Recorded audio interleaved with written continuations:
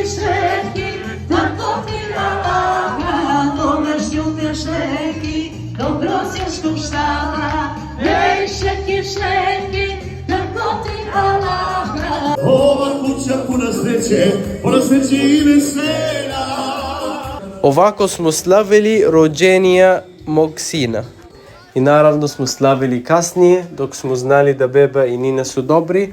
I to je nešto mnogo bitno za nas. Znam da to je deo kultura, ali mama i beba su uvijek na prvi mesto. A onda sam čuo, brate, zvuk kola.